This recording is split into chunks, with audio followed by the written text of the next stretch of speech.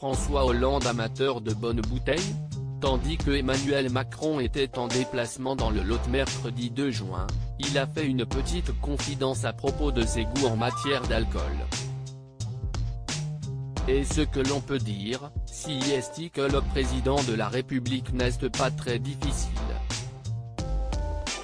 J'ai mis le rouge, le blanc, le rosé, le champagne et le digestif, a-t-il ainsi glissé, pour montrer probablement son attachement aux boissons françaises, en opposition à Nicolas Sarkozy, qui avait déclaré par le passé qu'il n'aimait pas le vin.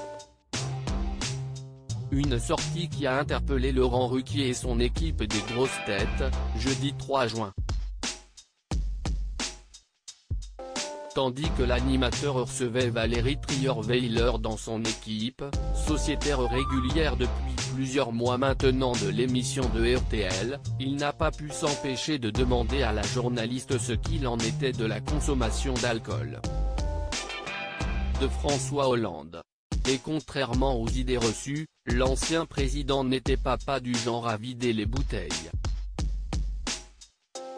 Au bout de 2 verres de vin il allait se coucher, a ainsi confié son ex-compagne, qui précise qu'il ne supportait pas bien l'alcool, et au final, ne buvait pas tant que ça. Une confidence à propos de François Hollande, comme Valérie Trierweiler en fait régulièrement depuis leur séparation, et qui s'accompagne parfois de violents tacles. Valérie Trierweiler grinçante à propos de François Hollande. Ainsi en octobre dernier, elle avait été interrogée sur les goûts musicaux de son ex-compagnon, qui avait dévoilé sur Deezer sa playlist. Vous allez me demander ce qu'il écoutait sur son scooter quand il allait rejoindre Julie Gaillet, avait-elle plaisanté, avant de s'en prendre à celui qui a longtemps partagé sa vie. J'ai lu cet article et je me suis dit qu'il n'avait vraiment rien à foutre.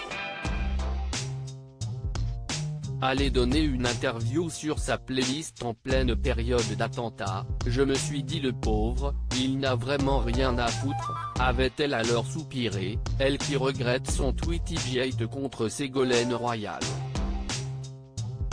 Comparé aux anecdotes de d'habitude, et ses sorties grinçantes, on peut dire que cette fois la compagne de Romain Magellan a fait sorte.